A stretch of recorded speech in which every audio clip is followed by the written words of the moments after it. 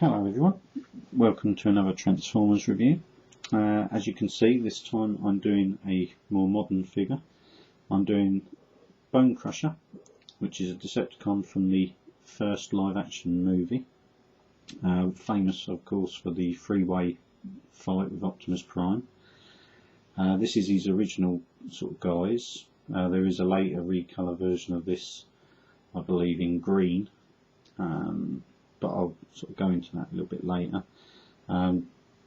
Really like this vehicle mode. I think it's a really good general representation of a Buffalo armoured vehicle. It's designed for mine clearance and that sort of things, you know, roadside bombs, that sort of deal. I'll bring it in so you can see all the detail. I do think they've done a really decent job of getting all the moulding details in.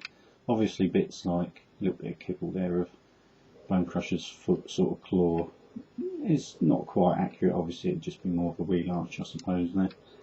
But things like rails and ladders and that at the back, even the crew door getting into the back, they're all really nice, you know, really nice little features. The wheels are a little bit sort of wobbly the way they sort of fit on, but again I suppose if you're going over rough ground it's designed to look like a little bit of suspension. But I think it's really nice, and the fact that they picked out all the windows in a sort of metallic-y blue finish to sort of pick them out that little bit better. And even managed to actually pick out some indicators. A little bit of a shame they didn't do the lights at the front as well, but you know, maybe that's being a little bit too picky. But yeah, some really good moulding detail. Not hugely kibbly. I mean, like I say, you've got a little bit at the back here, and obviously underneath you can see a bit more kibble, you can see his head there. But outwardly, in a vehicle mode, that's not too bad at all. All freewheeling wheels, all hard plastic, no sort of rubber, of course, with modern Transformers, but still pretty good. One thing to note, obviously in this mode he can use his mine clearing tool, I suppose you could class it, hydraulic shovel, which would be obviously for working at longer distances to keep away from anything that's going to explode. Now, also another thing I should show you as well is he's got a nice little badge as well. There's a paint app on the back there, which again is really a nice little touch. But one thing to note, which I do remember hearing when the movie first came out, is when they looked at the vehicles and they wanted something sort of imposing to be Bonecrusher's character, they saw a picture of the Buffalo vehicle like that, so the claw looked huge.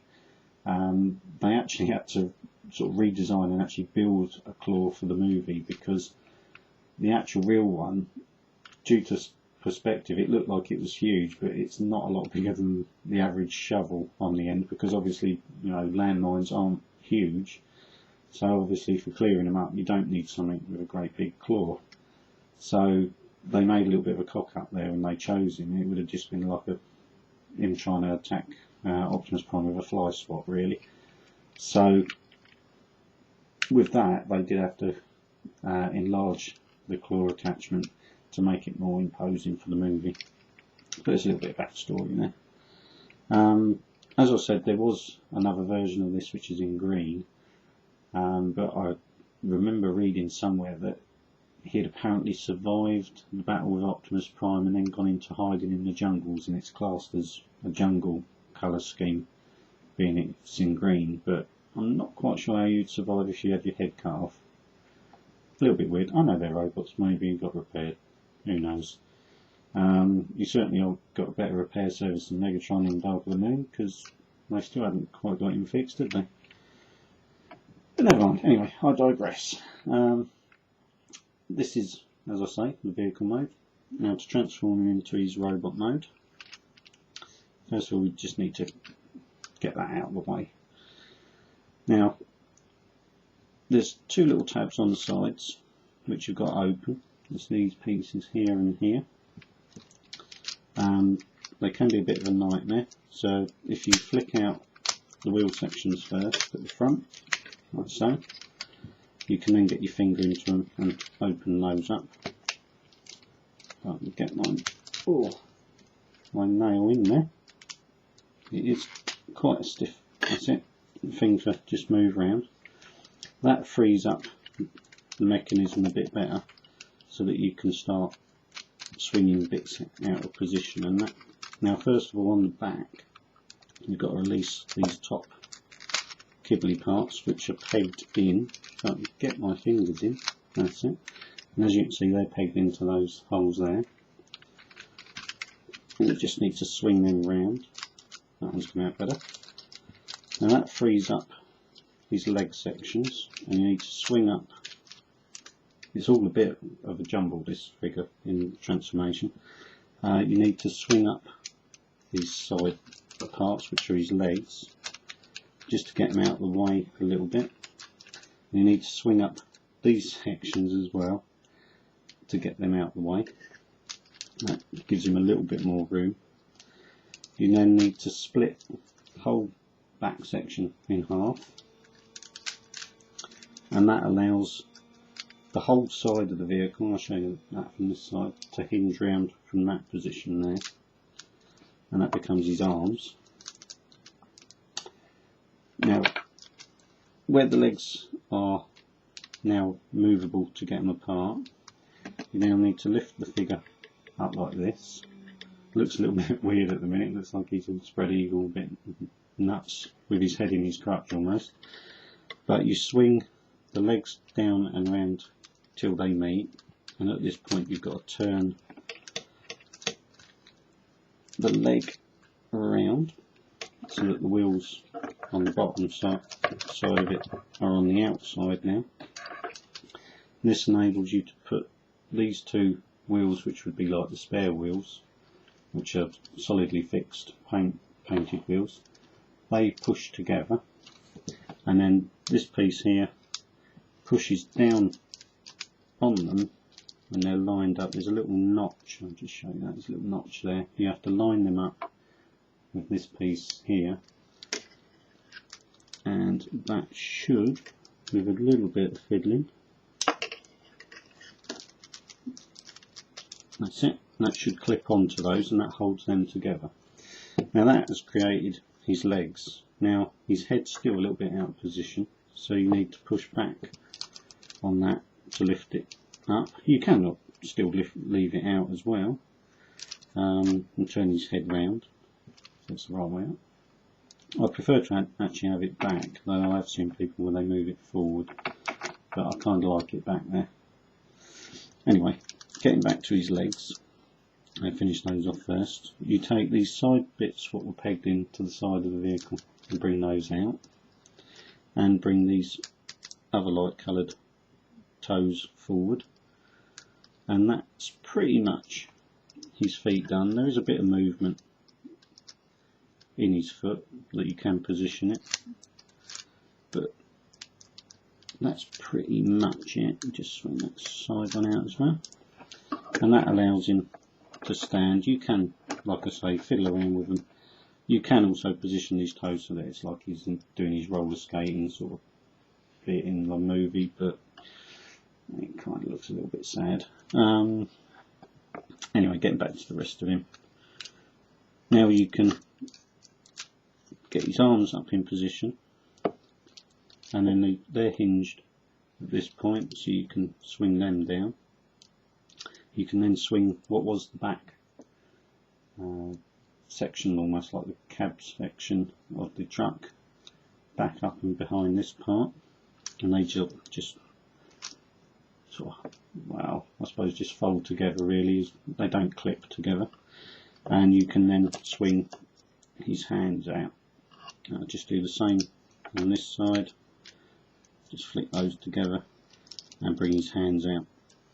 And last but not least is swinging his weapon over his back. Try and get that the right way round, so that we can get the Decepticon, that's it, the Decepticon logo on top, and we should be able to get that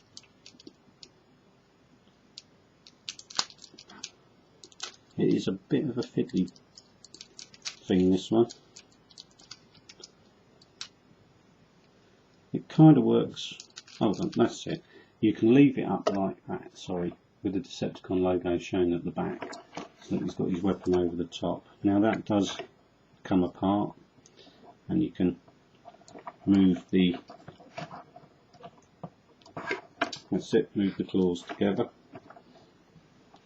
so it becomes more like his weapon in the movie, so that you can then use this little tab here to do the grabbing action, which is quite nice. It's quite reminiscent of the movie.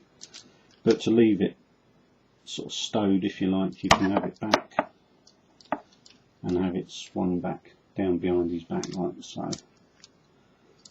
Another thing to note is you can extend his arms, though it does look a little bit weird, because then he's got arms which can touch the floor further than his legs can.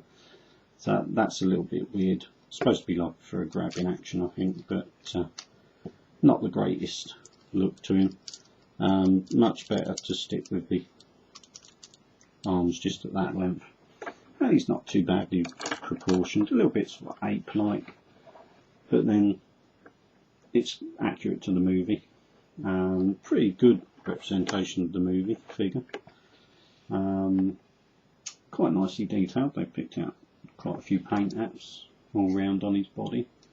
Moulding details are pretty good as well, even moulding inside on these sections here.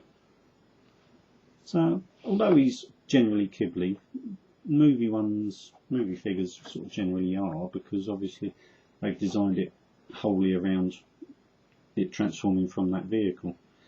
But yeah, there's quite a lot of nice detail, even on the back when he's in robot mode. He still looks pretty good.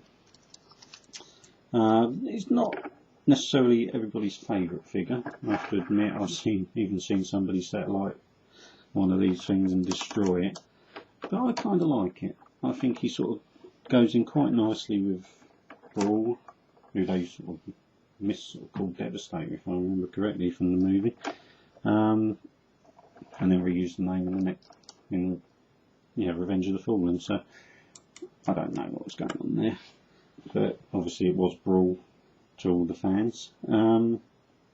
But yeah, a pretty good figure. Like I say, he goes in quite well with the other Movieverse figures, and he's got Decepticon written all over him really, even though I think the insignia, which is in a very sort of, bring that in, very sort of like light silver, so he hardly shows up. He hasn't exactly got many logos on, as many of the sort of like movie figures haven't really, which is a little bit of a shame, because I kind of like it with the old sort of G1 style, where you had a nice bright purple Decepticon logo or a nice bright red Autobot logo. But yeah, no rub signs of course on these figures, which again is kind of nice. It harkens back to the old G1 line. And if they could do it for the reveal the shield on a smaller scale, would it have hurt to put them on? No, I don't know. Maybe. They just sort of felt they wanted to get away and do their own thing, but it is a little bit of a shame. It keeps some sort of continuity with the other figures. Anyway, I hope you've enjoyed this little look at Bonecrusher. I shall see you again for another Transformers review. Thank you for everybody that's subscribed. Anyone watching this who isn't, please feel free to, and to everyone sort of watching, please feel free to look back through my other older films. There might be something else there you might want to see, and I shall see you again for another review. Thanks for watching.